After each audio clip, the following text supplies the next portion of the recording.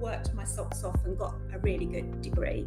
So then I was a teacher for 19 years, and during those 19 years, I loved it. I started to find it a bit restrictive, and I couldn't be as creative as I wanted to be. And then I got the opportunity to become reading recovery trained, which is just an incredible way of teaching reading that was created by Mary Clay in the 1980s in New Zealand. Actually, it might have even been before the 80s. I think it was the 80s. And it was a really expensive training that went for a whole year, and I was put forward for it. And I thought I knew how to teach children to read, but I didn't, not until I'd had this training.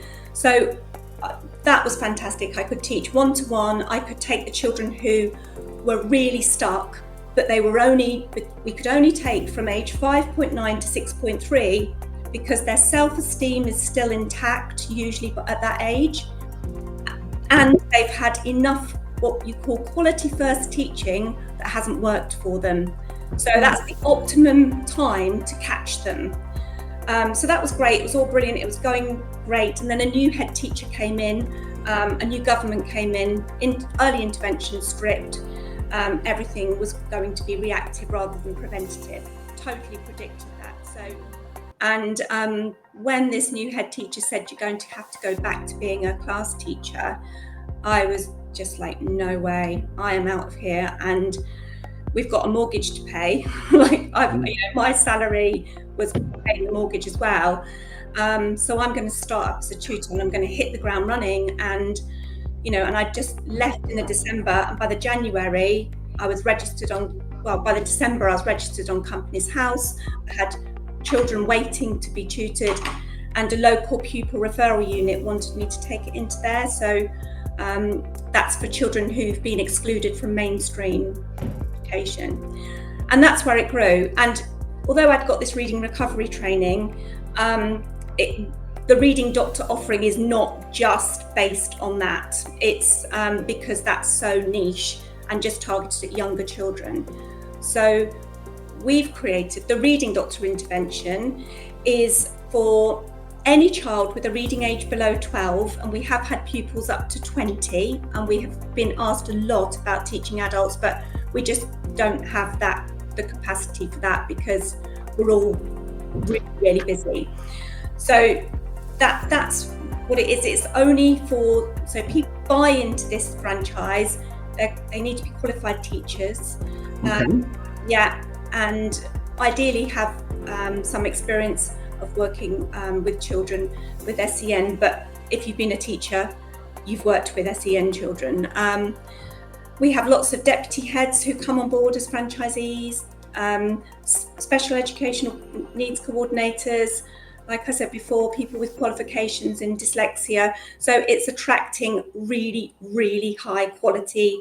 I know I could compromise on that, and I could take different people with, some experience, teaching assistants. There's some great teaching assistants out there, but I've made it my kind of own criteria, which is the beauty of being a franchisor. You can, decide, can't you? Yes, absolutely. And it's really good. It's a question we do normally ask, which you very conveniently already answered, which is fantastic. But that, that's what type of people are you looking for? And you've answered that really succinctly by saying you're looking for qualified teachers, experience with working with children, particularly SEN. And that's really good, because then people who are watching this now or in the future can understand exactly the type of person that you're looking to work with. Because when somebody's thinking, what would my life look like? A day look like? What does a day in the life of a franchisee look like?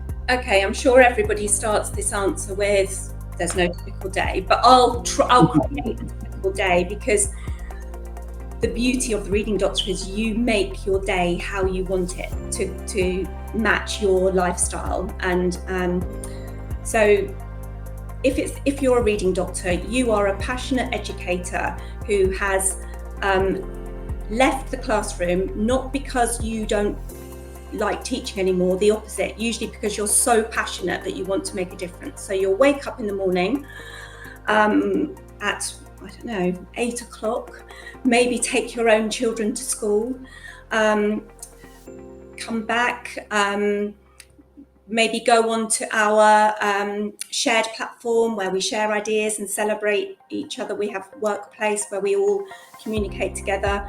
You might go into a school and it might be a special school or a mainstream school and deliver the Reading Doctor intervention. So typically schools will buy into the Reading Doctor service, which includes all the resources. So the reading books, all the branded materials. So I've created hundreds of our own branded resources. So that will either be left out in the school for the Reading Doctor just to turn up with their handbag and just start teaching, or they might have like a pop-up where they just see a few children in a school. Typically they'll work with children who've had years, and I mean years, sometimes 12-year-olds who've had 8 years of phonics only intervention, and so it hasn't worked for them, so then it's repeated again, and then it hasn't worked, so it's repeated again, and it's that old, doing the same thing expecting a different outcome. So that Reading Doctor will work one-to-one. We never compromise on that, because we often work with children who psychologically have been really put off reading and their self-esteem is rock bottom. So they'll work maybe all day in a school, if the school has brought into the Reading Doctor for the whole day, or maybe just a morning. A lot of Reading Doctors are there till sort of 2:30, so they can leave and go and pick their own children up from school, because that's a big driver. I think teachers particularly feel so guilty that they are teaching, and I felt this, I remember feeling it, but not being able to pick your own children up from school when all the other parents are there to pick their children up. So that's one thing. And then they might get home and somebody else is there to look after their children, or their own children might stay on the after school clubs, and then the Reading Doctor will get home and then teach some private pupils in their reading room. And their reading room is a room that is completely fully equipped. That I go to a Reading Doctor's home and set up with them. I personally visit there, spend the day with them, set everything out, and when I walk out, they're ready to start teaching. They might have 2 or 3 pupils, depending on how many they want for that evening. And then in the evening, well, once a month on a Monday, we have a monthly meeting. So if it's a Monday, first Monday of the month, they'd be joining that. If they're not working in a school during the daytime, they might access some of the online courses that we have available to them, so they can get themselves, more qualified in different areas. So there's lots, or they might go to a yoga class at 11 o'clock that they really always wanted to go to. We've got one franchisee, one of her motives was she wanted to be able to ride her horse more. So whatever works for them. So it's not like they're restricted, like you must run a class at this time to this time. It totally is up to them how much they want to work or how little.